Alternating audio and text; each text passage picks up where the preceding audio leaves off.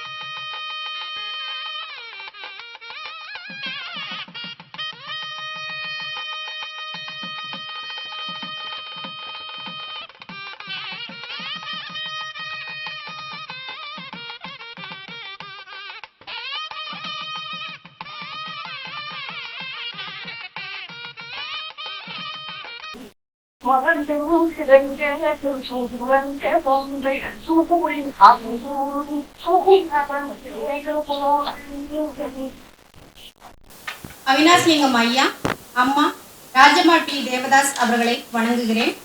இந்நிகழ்விற்கு வேந்தர் தீசாக்கா மீனாட்சி சுந்தரம் அண்ணா அவர்கள் வாழ்த்துக்களை கூறியுள்ளார். காட்சிக்கு எளியவராய் இதனை இதனால் இவன் முடிக்கும் என்றாய்ந்து அதனை அவன் கண் விடல் என்ற குரலுக்கு ஏற்ப செயல்படக்கூடியவர். இந்நிகழ்வு நன்முறையில் நடைபெற ஆலோசனைகளையும் வழிகாட்டுதல்களையும் வழங்கிய ஆற்றல் சார் துணைவேந்தர் பாரதி ஹரிசங்கர் அம்மா அவர்களை வருக வருக என வரவேற்கிறேன். ஆலோசனைகளையும் வழிகாட்டுதலையும் வழங்கிய பதிவாளர் இந்து அம்மா அவர்களை வருக வருக என வரவேற்கிறேன். ஸ்கை வே சுந்தரராஜன் ஐயா அவர்கள். ஐயா அவர்கள் திருப்பூர் மாவட்டத்தில் பல்லடத்தில் பிறந்தவர். ஸ்கை குழும நிறுவனங்களின் தலைவராக இருக்கிறார். ஜவுளி துறையில் தன்னிகரற்ற சாதனைகளை அடைந்து சிகரம் தொட்டவர். மனிதனின் நிறைவுக்கு உழைப்பு, ஒழுக்கம், ஆன்மீகம், தூய்மையான எண்ணங்கள், நல்லோர் இணக்கம், பிறருக்கு அன்பு செய்தல் போன்றவற்றை கடைபிடித்து வாழ்ந்து வருபவர். ஸ்கை குரூப் ஆஃப் கம்பெனிஸ், வெற்றி நலவாழ்வு மையம், வானம் அறக்கட்டளை, வனம் இந்தியா ஃபவுண்டேஷன், நகைச்சுவை மன்றம், உலக தென்னை உழவர் உற்பத்தியாளர் நிறுவனம் ஆகிய 6 நிறுவனங்களின் நிறுவனர் ஆவார். உலக சமுதாய சேவா சங்கத்தின் துணை தலைவராகவும் ஆழியார் அறிவு திருக்கோயிலின் அறங்காவலராகவும் இருந்து அதன் வளர்ச்சி பணிகளுக்கு உறுதுணையாக இருந்து வருகிறார். பல்லடம் பகுதியில் வனம் இந்தியா ஃபவுண்டேஷன் மூலம் 7.5 லட்சம் மரங்கள் நட்டு பசுமையை போற்றி வருகிறார். விவசாயத்தின் முன்னேற்றத்திற்காகவும் எதிர்கால தலைமுறையினருக்காகவும் இயற்கை விவசாயத்தை மீட்டெடுக்கவும் இயற்கையோடு இணைந்து வாழவும் உலக தென்னை உழவர் உற்பத்தியாளர் நிறுவனத்தை உருவாக்கி வெற்றிகரமாக நடத்தி வருகிறார். ஸ்கை சுந்தரராஜன் ஐயா அவர்களை வருக வருக என வரவேற்று தமிழ் திரு சோ சிவலிங்கம் ஐயா, பாவேந்தர் பாரதிதாசன், மறைமலை அடிகளார், வள்ளலார், வீரமங்கை வேலுநாச்சியார் ஆகியோரின் வாழ்வியல் சிந்தனைகளை இன்றைய தலைமுறையினர் அறிந்து கொள்ளும் வண்ணம் அவர்களின் பிறந்த நாள் நினைவு நாளில் பள்ளி கல்லூரிகளுக்கு கோயம்புத்தூர் மாவட்ட அளவில் போட்டிகள் நடத்தி சான்றிதழ் வழங்கி வருகிறார். Agapathi Aranga Gopal, Sibi IAS academy, Coimbatore, Tiruppur. 30 ஆண்டுகளுக்கும் மேலாக கல்வியாளராக, கல்வி ஆலோசகராக, ஊக்கமளிக்கும் பேச்சாளராக செயல்பட்டு வருகிறார். திருக்குறள் கணேசன், திருக்குறள் உலகம் கல்வி சாலை நிறுவனர். உலக பொதுமறையாம் திருக்குறள் வழியில் பண்பாடு, ஆளுமை திறன், மேலாண்மை திறன், நிர்வாகத்திறன் ஆகிய திறன் மேம்பாட்டு பயிலரங்குகளை நடத்தி வருகிறார். உள்ளூர் முதல் உலகம் வரை திருக்குறளில் உள்ள அதிகாரங்கள் மூலம் மாணவர்கள் முதல் அனைத்து துறை வல்லுநர்களுக்கும் பல்வேறு பாடத்திட்டங்களை வகுத்து சான்றிதழுடன் பயிலரங்கம், கருத்தரங்கம் முதலியவற்றை நடத்தி வருகிறார். தேனியின் சுறுசுறுப்புடன் செயல்படும் தமிழ்துறை பேராசிரியர்களையும் வருக வருக என வரவேற்கிறேன். இந்நிகழ்விற்கு வருகை புரிந்திருக்கும் பிற புல முதன்மையர்கள், பிற துறை பேராசிரியர்கள் மற்றும் பிற துறை தலைவர்கள் ஆகியோரையும் வரவேற்கிறேன். ஸ்கை மீடியா டிவி மற்றும் பத்திரிகை நண்பர்கள் அனைவரையும் வருக வருக என வரவேற்கிறேன். சித்திரத்தில் வரைந்த ஓவியம் போல் அமர்ந்திருக்கின்ற மாணவியர் அனைவரையும் வருக வருக என வரவேற்கிறேன். மீண்டும் ஒரு முறை அனைவரையும் வரவேற்று நல்வாய்ப்புக்கு நன்றி பாராட்டி விடைபெறுகிறேன். நன்றி. ஒவ்வொரு முறையும் நமது ஐயாவின் வாழ்க்கை சரித்திரத்தை படிக்கும் பொழுது ஒரு நாடு அன்றளவுக்கும் சுதந்திரம் பெறவில்லை. அதே நேரத்தில் பெண்களுக்கு கல்வி வேண்டும் என்று ஏன் அவர் நினைத்தார், ஏன் அது அவருக்கு ஒரு முக்கியமான பொருளாகப்பட்டது என்பதை ஒரு ஆச்சரியத்துடன் தான் பார்க்க வேண்டியிருக்கிறது. இப்ப இது நம்ம பக்தி இலக்கியங்கள்ல படிக்கிறப்போவோ இல்ல பெரியோர்களோட ஒரு திருவாசகமோ இதுவோ நம்ம படிக்கிறப்ப என்ன சொல்லுவோம், நம்முடைய அன்றைய வாழ்க்கை நிலையை ஒத்து அதிலிருந்து ஒரு செய்தி வரும் அப்படிங்கிறத நான் தீர்க்கமா நம்புறேன். அதே ஒரு ஈடுபாடோட நீங்க திருக்குறளை பார்த்தீங்கன்னா திருக்குறள்ல இருந்து உங்களுக்கு அன்றளவுக்கும் ஒரு செய்தி, உங்களுடைய தனிப்பட்ட வாழ்விற்கோ உங்களால் பாதிக்கப்படக்கூடிய சமூகத்திற்கோ ஒரு சின்ன செய்தி. தெரிஞ்சு இதுவரைக்கும் முதல் பெண்மணியாக அந்த ஆண்டாளை தான் நான் வழிபடுகிறேன். அதனால்தான் நம்ம தமிழ்நாட்டினுடைய லோகோ ஆண்டாளுடைய அந்த கோவிலாக வைத்திருக்கிறார்கள். இன்றளவும் ஆண்டாளை நாம் எல்லோரும் மார்கழி மாதத்திலே இணைந்து வழிபட்டு வருகிறோம். இப்படி பெண்ணுக்கு ஏராளமான சிறப்புகள் உண்டு. நதி பெண்ணினுடைய பெயர், எல்லா நதிகளும் பெண்ணினுடைய பெயரில் தான் ஓடுகிறது. என்னுடைய குருநாதர் சொல்லுவார், எவ்வுயிரும் தோன்றுவதற்கு ஏற்றதொரு திருவழியாய் வல்லமையாய் பெண்ணினத்தை வடிவமைத்தால் அற்புதமே.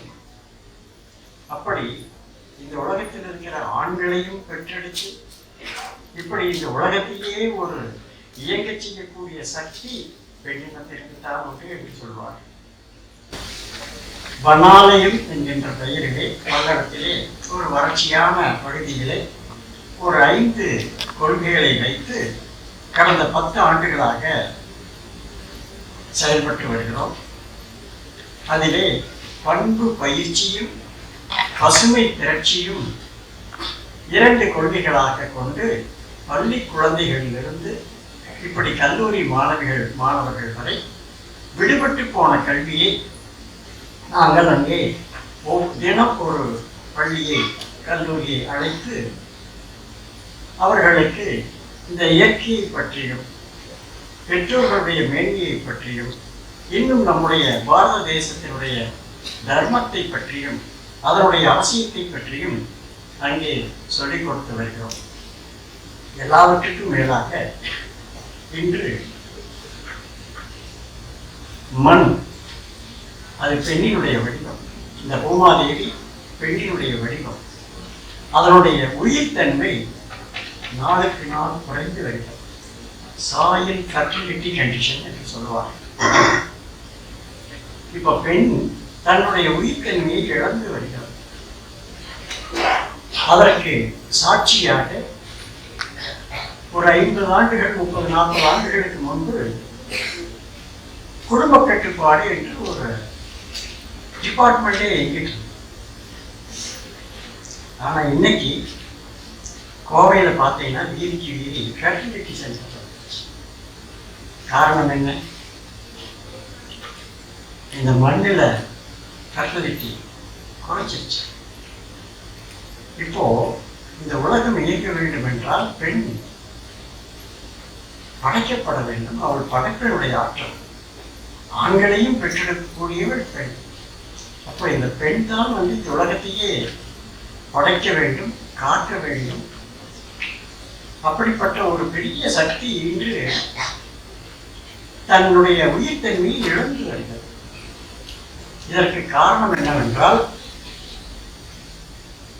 நிறைய ஆராய்ச்சியாளர்கள் நீங்க கூகுளில் போய் சர்ச் பண்ணி பார்க்கலாம், இந்த சாயில் ஃபெர்டிலிட்டி கண்டிஷன் வந்து நாளுக்கு நாள் குறைவதற்கு காரணம் கெமிக்கல் ஃபார்மிங், பெஸ்டிசைட், பூச்சி விஷங்கள், பூச்சியை கொல்லக்கூடிய பூச்சி விஷங்களை, மருந்துகளை நிலத்திலே டன் கணக்கில் அடிக்கிறதுனால இப்போ நமக்கு கேன்சர் மற்றும் வியாதிகளும் தெரிவிக்கொண்டே இருக்கிறது. எனக்கு தெரிய 2 மருத்துவமனைகள் தான் கோவையில் இருக்கு. ஒன்று அரசு மருத்துவமனை, இன்னொன்று ஐயர் ஆஸ்பத்திரி. வெறும் 2 மருத்துவமனைகளை வைத்துத்தான் இந்த கோவை மாவட்டமே அப்போது வாழ்ந்து வந்தது. ஆனால் இன்று தெருவுக்கு தெருவு மருத்துவமனைகள் பெருகுவதற்கு காரணம் என்ன? நாம் விஷத்தை உண்டு. நீங்கள் காய்கறி கடைகளில் போய் வாங்கினீங்கன்னா அனைத்தும் விஷம் கலந்த உணவு. நான் விஷத்தை சாப்பிட்டு ஆரோக்கியமாக இருப்பேன்னா எப்படி இருக்க முடியும்? அப்போது மிக அவசிய தேவை என்று இயற்கை வழி வேளாண்மை. முதல்ல நாம் எல்லாரும் உயிரோடு இருக்கணும், 2வது ஆரோக்கியமாக இருக்கணும். அதுக்கு அடுத்ததான் கல்வி, நம்முடைய அனைத்து நலன்களும், அனைத்து நுகர்வுகளும். அப்போது எல்லாரும் முதல்ல ஆரோக்கியமாக இருக்கணும், உயிரோடு இருக்கணும்னா காற்றுல இன்னைக்கு ஏர் குவாலிட்டி, கார்பன் டை ஆக்சைடு அதிகமாகி ஆக்சிஜன் லெவல் குறைஞ்சிட்டே வருது. இது அப்படி குறைஞ்சிட்டு வந்ததுனால தான் கொரோனா வந்தது. உலக இயக்கத்தையே நிறுத்தினது நாம் அல்ல, அரசியல் தலைவர்கள் அல்ல, இயற்கையே தன்னை சமப்படுத்திக் கொண்டது. அப்போ இதுக்கெல்லாம் நமக்கு தேவை விழிப்புணர்வு. இந்த விழிப்புணர்வை நாங்கள் வனாலயம் என்கின்ற பெயரிலே இந்த விழிப்புணர்வு கல்வியை நாங்கள் ஏற்படுத்தி வருகிறோம். அது சொல்லிக் கொள்வது மட்டுமல்ல, செயல்படுத்தியும் வருகிறோம். நீங்கள் எல்லோரும், அனைவரும், அம்மா அவர்களும் ஒரு முறை வனாலயம் வர வேண்டும். அங்கே நாங்கள் செய்யும் திருப்பணிகளை கண்டுவர வேண்டும். அது மக்கள் இயக்கமாக மாற வேண்டும் என்பதுதான் எங்களுடைய விருப்பம். ஏன்னா இதுதான் இன்னைக்கு பீரியாரிட்டி. நாம் எல்லாரும் ஆரோக்கியமாக இருக்கணும். நீங்கள் எல்லாம் பெண்கள், நீங்கள் தான் இன்னொரு உயிரை படைக்க வேண்டும். அப்போ உங்கள்கிட்ட தான் ஆற்றல் அதிகமாக இருக்கும். அப்போ எவ்வளவு முக்கியமான ஒரு பணி உங்களுக்கு, ஒரு பிறப்பு இறைவன் கொடுத்திருக்கிறார். அப்போ நீங்க எந்த அளவுக்கு அறிவோடும் ஆற்றலோடும் சமயோசித்தோடும் இருந்தால்தான் நாளைக்கு நீங்கள் நடத்தும் குடும்பம், உங்களை தொடர்ந்து வரும் வாரிசு, இவைகளெல்லாம் இந்த சமூகத்திற்கு நலம் பயக்கக்கூடியவர்களாக அமைவார்கள். அதனால்தான் ஐயா அவர்கள் பெண் கல்வியை கொடுத்து விட்டால் அது தலைமுறைக்கே கொடுத்து விட்ட மாதிரி. ஒரு பெண் கல்வி கற்றால் அது தலைமுறையே கல்வி கற்ற மாதிரி என்ற எத்தனையோ சிறப்புகள் பெண்ணிற்கு உண்டு. ஆக இந்த பெண்ணின் பெருமையை போற்றி முதலில் பெண்கள் தங்களுடைய பெருமையை தாங்கள் உணர வேண்டும். நாம் யாரு, நம்முடைய பொறுப்பு என்ன, நாம் இந்த உலகிற்கு செய்ய வேண்டிய கடமை என்ன என்பதையெல்லாம் ஒவ்வொருவரும் சிந்திக்க வேண்டும். அந்த சிந்தனைக்கு ஒரு களமாக இருப்பதுதான் இந்த அவகாசிலிங்கம் மலையில் கல்லூரி. ஆக இப்படி ஒரு பேறு பெற்ற ஒரு மிகுந்த உயர்ந்த நோக்கத்தையும் ஒரு லட்சியத்தையும் கொண்ட கல்லூரியில் படித்துக் கொண்டிருக்கும் உங்கள் அனைவருக்கும் எனது வாழ்த்துக்களை சொல்லி நன்றி கூறி அமைகிறேன். நன்றி. இருந்தாலும் பெண்ணின் பெருந்தக்க எவ்வளவு என்ற கேள்விக்கு வேறு இலக்கியங்கள் ஏதாவது சொல்கிறார்களா? உலக இலக்கியங்கள்னா கிடையவே கிடையாது. என்ன காரணம்னா அந்த தன்மை, திண்மை, தன்னை உண்மையை உணர்ந்து கொள்கின்ற ஆற்றல் இன்னும் பெண்களுக்கு வரணும். வந்தால் தான் பெருந்தக்க எவ்வளோ கேள்விக்கு பதில் சொல்ல முடியும். ஏன் நாங்கள் பெண்களை பாராட்டணும்? ஐயா கேட்டாங்க. எல்லாரும் எனக்கு அந்த கேள்வி இருக்குது. பெண்களை ஏன் போற்ற வேண்டும், பெண்களை ஏன் போற்ற வேண்டும் என்பதற்கு பல காரணங்கள் இருக்கு. ஒன்று, மைக்கேல் நெய்மி என்கிற ஒரு எழுத்தாளர் த புக் ஆஃப் மீர்டாட், அதெல்லாம் படித்திருந்தீங்கன்னா மகிழ்ச்சி. அதெல்லாம் படிச்சிருக்கீங்களா? த புக் ஆஃப் மீர்டாட், மீர்தாஜின் புத்தகம் படிச்சிருக்கீங்க? மகிழ்ச்சி. அவர் சொல்றாரு, பெண்களை போற்றுங்கள், அவள் உன் மகள் என்பதற்காக அல்ல, உன்னுடைய மனைவி என்பதற்காக அல்ல, உன்னுடைய சகோதரி என்பதற்காக அல்ல, உன்னுடைய அன்னை என்பதற்காக அல்ல. அவள் உன்னோடு ஒட்டி பிறந்தவள், ஆண்களோடு ஒட்டி பிறந்தவள் பெண் மாத்திரமல்ல, பெண் படைப்பாளி, பெண் உழைப்பாளி. பெண் தான் சமூகத்தின் உயிர் கொடுக்கின்ற ஒரு உயிர் ஜீவன். அதிலே பெண்களை போற்றுங்கள் அப்படிங்கிறார். அப்படியெல்லாம் பார்க்கலாமா நம்ம? அப்படியெல்லாம் பார்க்க தெரிகிறதா? தெரிந்திருந்தாலும் காலகாலமாக பார்க்கலாம். காலகாலமாக இன்னைக்கெல்லாம் நிறைய மீடியாவில் வருது, சில தவறுகள் இருந்து போயிடுது, ஹைலைட் ஆகிடுது. இதெல்லாம் இல்லாமல் இருக்கணும்னா எங்கிருந்து ஆரம்பிக்க சொல்லணும்னா நான் நினைச்சு கணேசன் சொல்றது, நாம் நம்மை மாற்றிக்கொள்ள முடியும் அப்படிங்கிற ஒரு அளவுக்கு தான். அடுத்த தலைமுறை நாகரிகம் வரணும் இல்லைங்களா? நம்ம சொல்றோம், நமக்கு நாகரிகத்துக்கு பெரிய வரலாறு இருக்கு. நம்முடைய நாடு நாகரிகமான நாடு. பெரும்பாலான நாகரிகங்கள் எல்லாம் நதிக்கரைகள் தான் ஆரம்பித்திருக்கின்றன. சரிங்களா? பெரும்பாலான நாகரிகம் நதிக்கரைகள் தானே. ஹிஸ்டரி கோர்சஸ் இருக்கீங்களா? ஹிஸ்டரி கோர்சஸ் யாராவது இருக்கு? பெரும்பாலான நாகரிகங்களும் நதிக்கரையில் தான். சிந்திச்சு மொழி நாகரிகம் எல்லாமே. ஒரு கோயிலுக்கு ஒரு கவிஞர் கேட்கிறார், நாகரிகமே நீ நதிக்கரையில் பிறந்தாயாமே, நதிக்கரையில் பிறந்தமா உன் மீது விழு வழக்கு. புரியுதுங்களா? நாகரிகமே நீ நதிக்கரையில் பிறந்தாயாமே, நதிக்கரையில் பிறந்தமா உன் மீது விழு அழுக்கு. நம் மீது அழுத்திருக்கிறதா? கேட்க வேண்டிய கேள்வி. கேட்டோம்னா அவன் மாறிடலாம். குழந்தை இப்போ பாரதிதாசனுக்கு தெரியும், பாரதிதாசன் படித்தாலும் பெண்களை நம்ம ஏன் தோற்ற வேண்டும் தெரிஞ்சுக்கலாம். அப்படி பாடுறாங்க. அப்படி பாரதி அப்படியே முரசு கொட்டி குதிக்கிறார். அதுல இப்போ ஒரு மாமியார் போறாங்க. பாரதிதாசனுக்கு ஜோசியத்துக்கு நம்பிக்கை இல்லை. ஆனால் பாரதிதாசனுக்கு படைக்கிற ஒரு படைப்புல ஒரு மாமியார் ஜோசியர்கிட்ட போறாங்க. கேட்கிறாங்க, ஜோசியரே என் மருமகள் கர்ப்பமாக இருக்கிறாள், அவளுக்கு ஆண் குழந்தை பிறக்குமா பெண் குழந்தை பிறக்குமா கேட்கிறாரு. இன்றைக்கு கூட 2025 இந்த தேதியில கூட வேற குழந்தை பையனாக இருக்க வேண்டும் தாய்மார்கள் இருக்கிறாங்களா இல்லைங்களா? இருக்கிறாங்க. ஏன் தெரியல. அந்தவா கேட்கிறாங்க, ஜோசியரே என் மருமகள் கர்ப்பமாக இருக்கிறாள், அவளுக்கு ஆண் குழந்தை இருக்குமா பெண் குழந்தை இருக்குமான்னு கேட்கிறாங்க. ஜோசிகாரர்கள் இல்லை, பெண் குழந்தை பிறந்தால் என்ன செய்யணும்னு கேட்கிறது. பாரதிதாசன் படிக்கிறது மாணவர் சொல்றாங்க, பெண் குழந்தை பிறந்து விட்டால் மண்ணில் விட்டால் மாசுபடும் என்று சொல்லி கண்ணில் வைத்து காத்துட்டே இருக்கிறார். மாசுபடும் என்று சொல்லி கண்ணில் வைத்து காத்துட்டே அப்படிங்கிறது. அப்படி காக்கப்பட்டதால் தான் இந்த பெண்ணில் வந்திருக்கீங்க. இல்லாம என்ன இருக்கும், இந்த அவை இருக்காது இல்லைங்களா? சோ அந்த பார்வையை உள்வாங்கி கொண்டு வர ஐயா அங்க ராமகிருஷ்ணன் இங்க பேசுவதற்கு எனக்கு 3 விதமான என்ன சொல்றது மகிழ்ச்சி. ஒன்று, என் துணைவியாருக்கு தான் படித்தார், எக்கனாமிக்ஸ், சோஷியாலஜி, ஹோம் சயின்ஸ், இந்த 3 ட்ரிபிள் மேஜர். என் குழந்தைங்க தான் படித்தார். என் பொண்ணு அவள் பயோகெமிஸ்ட்ரி படித்தாலும் now she is a teacher in London. அவே நான் ராமகிருஷ்ணன் படித்து அங்கே பணியாற்றினேன். ஆகவே இந்த பிரிவுகளெல்லாம் இந்த வித்யாலயத்தோடு அவனாசிங்கம் ஐயாவோடு நம்முடைய தொன்மை அறமுறையா உலக பொதுமுறையாம் திருக்குறள்ல ரொம்ப அருமையான ஒரு திருக்குறள் இருக்கு. மங்களம் என்ப மனைமாட்சி மற்றதன் நன்களும் நன் மக்கள் பேரு என்று ஒரு திருக்குறள் இருக்கு.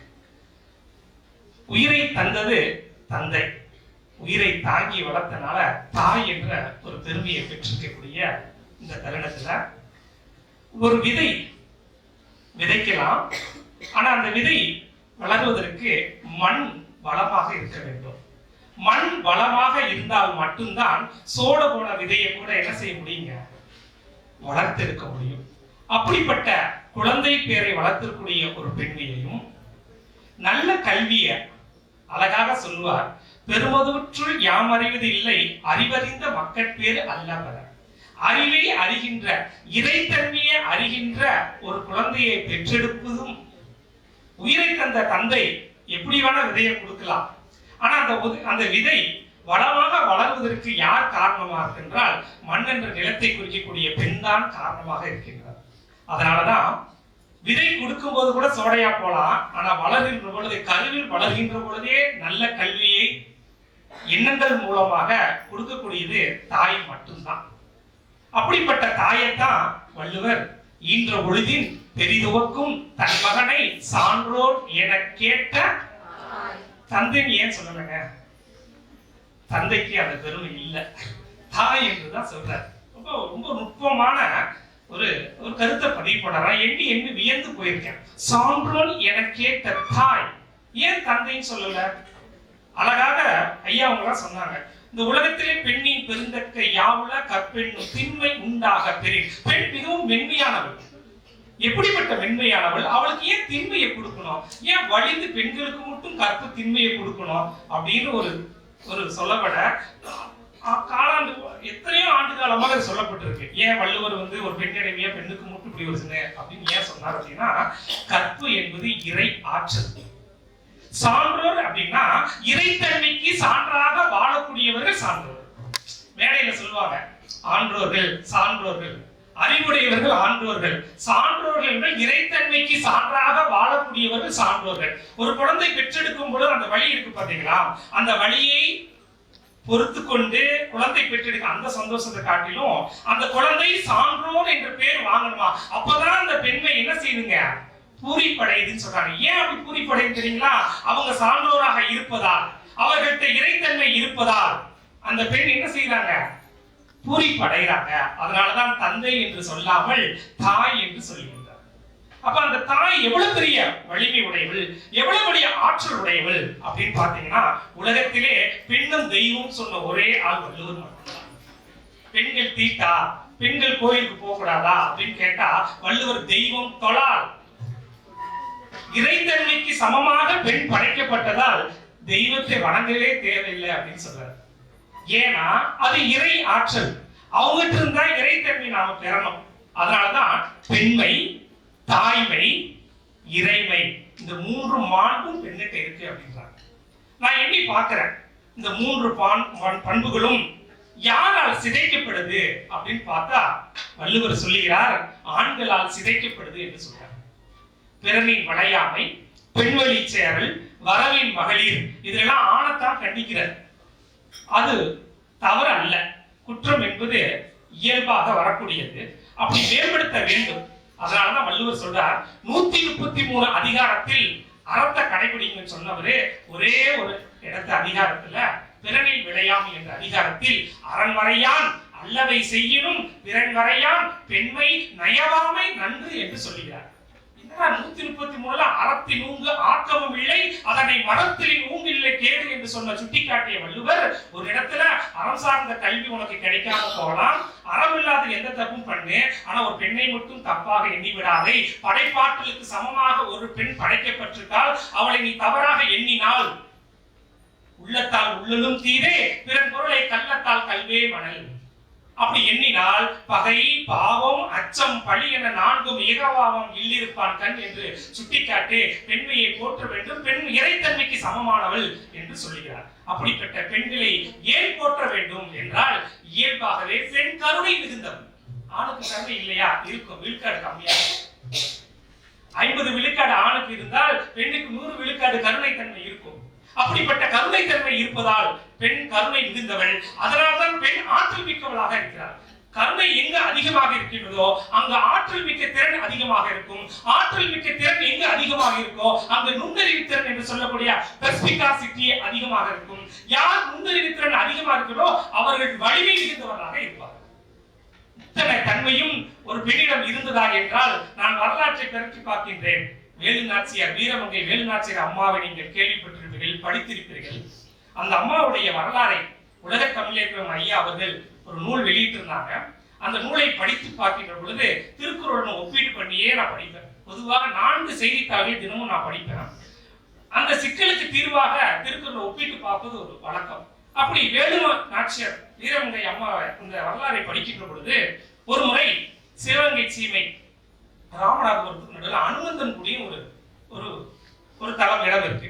அந்த இடத்தை தஞ்சை மன்னர் பிரதாப் சிங் கைப்பற்றார். அப்ப முத்து வடுநாதனும் போரிட போறாங்க. அப்ப போரிட போகின்ற பொழுது அந்த அவையில் அமைச்சர் சொல்றார், ஐயா இந்த மாதிரி அவங்க கைப்பற்றிட்டாங்க, நம்ம படையை கொண்டு போய் வெற்றி அடையலாமா அப்படின்னு சொல்லி.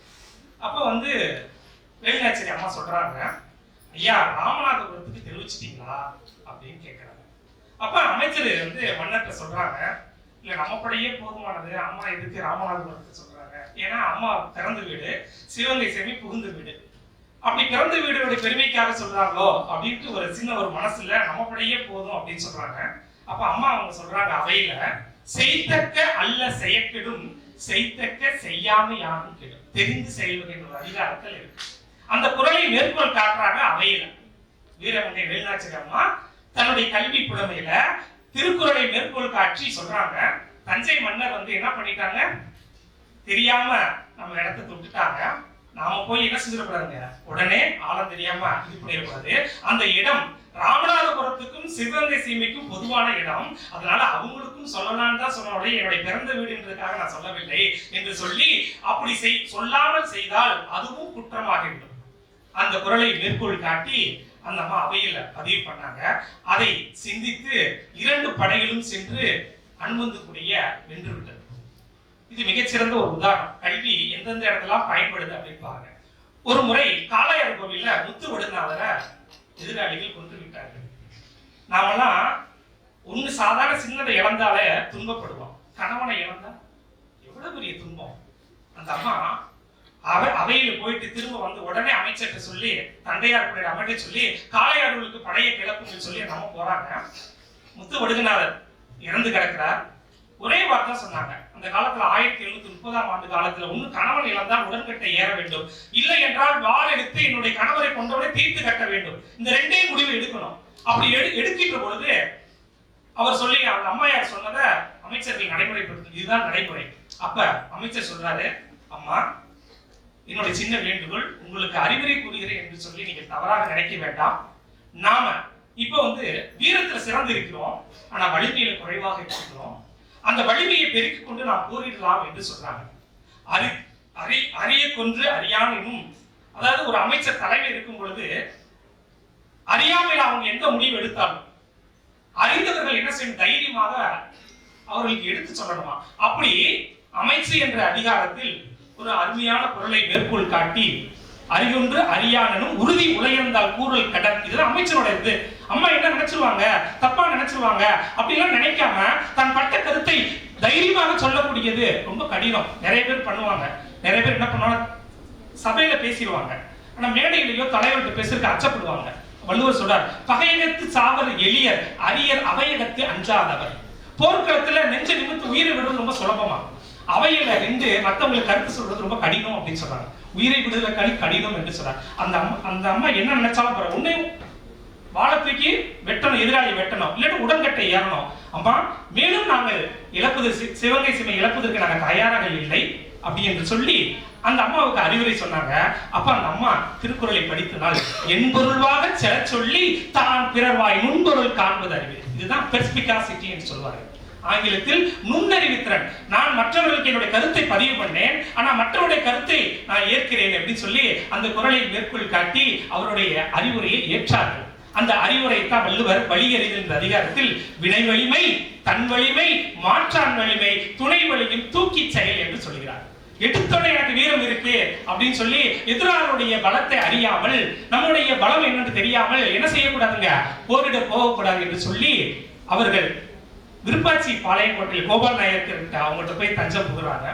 அப்ப தண்டையார் பிள்ளை அவர்களும் ஹைதர் அலி அவருக்கு கடிதம் அனுப்புறாங்க, ஐயா உங்களுடைய படை வேணும் அப்படின்னு சொல்லிட்டு.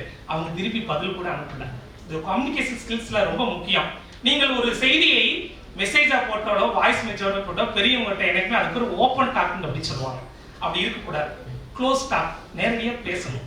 முதல்ல அவங்க என்ன பண்ணாங்க, தண்டையார் பிள்ளையோட கடிதம் அனுப்புனாங்க. அடுத்து கோபால் நாயக்கர் அவர்கிட்ட அனுப்புனாங்க. அப்பயும் பதில் வரல. வேலுநாச்சி நம்ம முடிவு பண்ணாங்க, ஐயா நம்ம நேரடியா போய் உதவி கேட்கலாம் அப்படின்னு சொன்னாங்க. அதுல வள்ளுவர் ஒரு வினையில வெற்றி பெறுவதற்கு வினை செய்வது என்ற அதிகாரத்தில் உரை சிறியார் உள்நடுங்கள் அஞ்சி உறைவரின் கொள்வார் பெரியார் பணிந்து. நீங்க வீரத்துல சிறந்தவரா இருக்கலாம், ஆனா வலிமையில கம்மியா இருக்கீங்க. அப்படி வலிமையில கம்மியா இருக்கும்போது யாருக்கு எதிராளி பயப்படுவானோ அவங்ககிட்ட பணிந்து உதவியை பெற்றுக்கொள்ள வேண்டும் சொல்றாங்க. எப்படி சொல்றாங்க, எப்ப நீங்க பலம் கம்மியா இருக்கீங்களோ பலமானவங்களை நீங்க இணைத்துக் கொள்ளணும். தெரிந்த இனத்தோடு தேர்ந்தண்ணி செய்வாருக்கு அருமுறை யாதுன்றீர்கள். அப்படிப்பட்ட வலிமையை நீங்கள் பெற்றுக்கொள்ள வேண்டும். அப்படி வலிமையை பெற்றுக்கொள்வதற்கு அந்த அம்மா மாறுவேட போட்டு 3 பேர் குதிரைக்கு போறாங்க திண்டுக்கல் மாவட்டத்துல. அப்ப ஹைதர் அலி ஆண்டுகிட்டு இருக்காரு.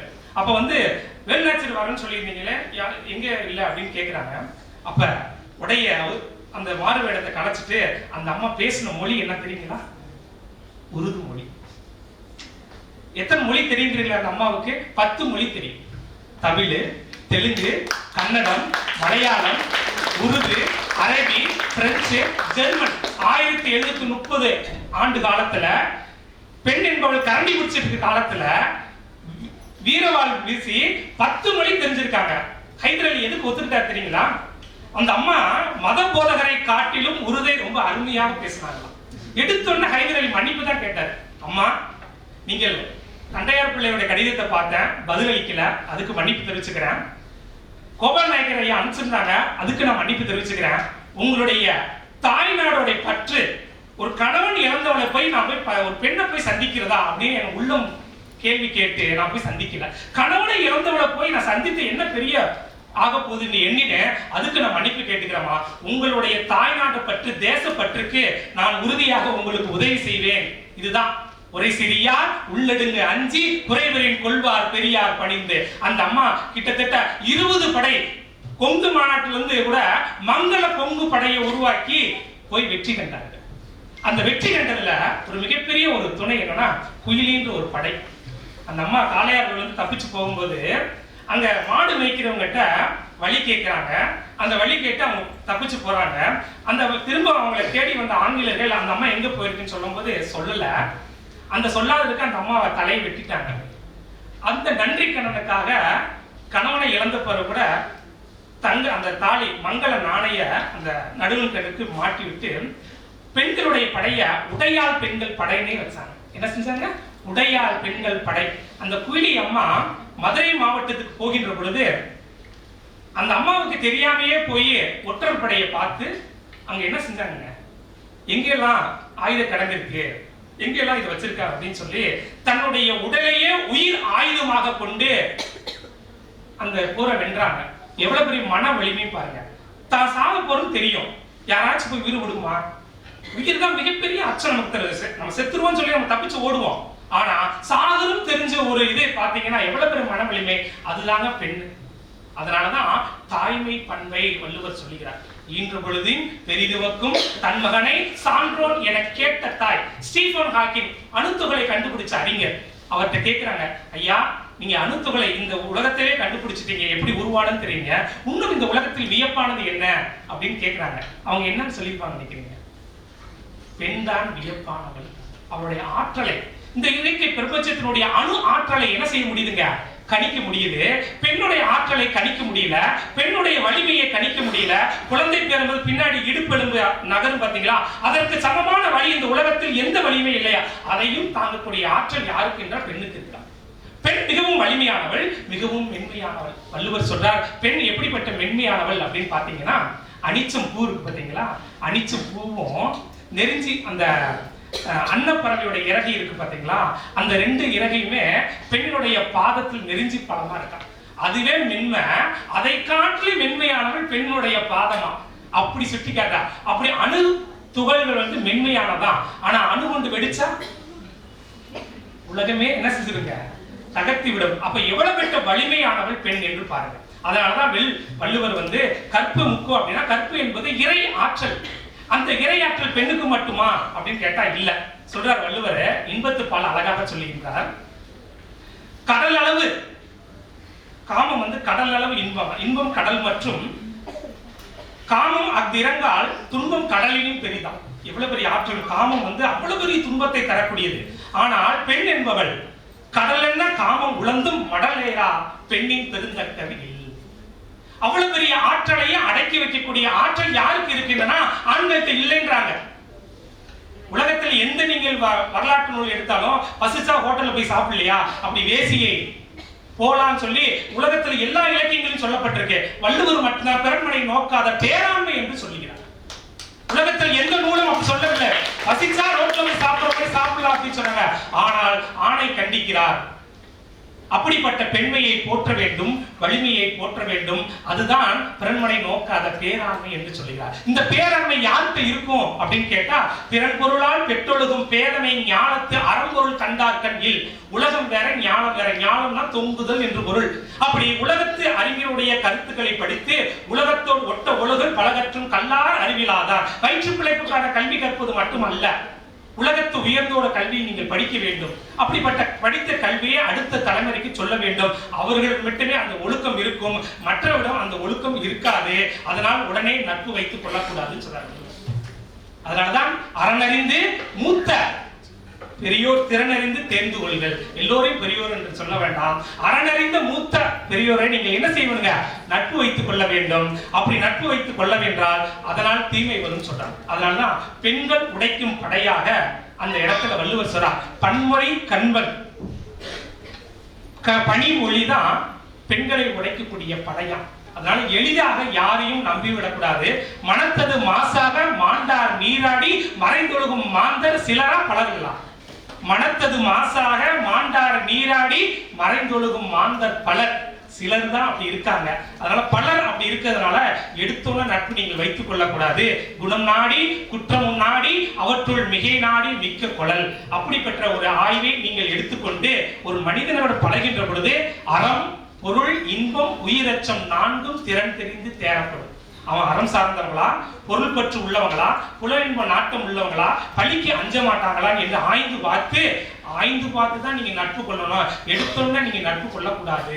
ஆய்ந்து கொள்ளாதான் கேள்மை கதைமுறை தான் சாம் துயரம் தரும். அப்படி ஆய்வு நடத்தாமல் நீங்கள் நட்பு வைத்துக் கொண்டால் சாகுற அளவுக்கு கொண்டு போயிடும் சொல்றாரு. அதனாலதான் நட்பு என்பது எளிதாக வந்து விடுது. புணர்ச்சி பழகுதல் வேண்டாம், உணர்ச்சி நான் நட்பாம் கிளம்பி தரும். ஒத்த உணர்ச்சி, நல்லதுக்கும் ஒத்த உணர்ச்சி வருது, கெட்டதுக்கும் ஒத்த உணர்ச்சி வருது. அப்படிப்பட்ட உணர்ச்சியின் மூலமாக வாழ்க்கையை நடத்தக்கூடாது. நல்ல நட்பை நீங்கள் தேர்ந்தெடுத்து நடத்த வேண்டும். அப்படிப்பட்ட ஒரு தன்மையை நீங்கள் கடைபிடிக்க வேண்டும் என்று சொல்லி இந்த பெண்மையை போற்றுமுள்ள கருணை மிகுந்திருந்தால் ஆற்றல் மிக்கவளாக இருப்பாங்க. ஆற்றல் மிக்கவளாக இருந்தாங்கன்னா நிச்சயமாக நுண்ணறிவு திறன் இருக்கும். நுண்ணறிவு திறன் உள்ளவங்கிட்ட தான் வலிமை இருக்கும். அப்படிப்பட்ட வலிமை இந்த உலகத்தில் பெண்ணிடம் இருக்கின்றது.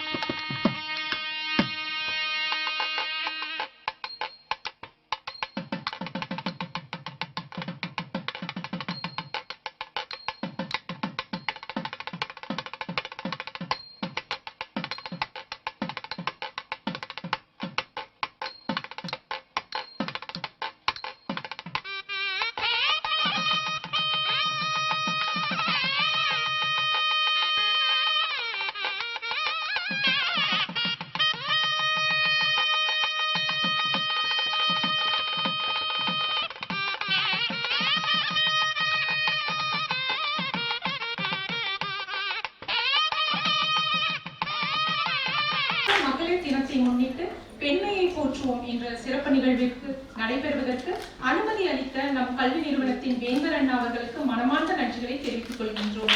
அனைவருக்கும் நன்றிகளை கூறி விடைபெறுகிறேன். நன்றி.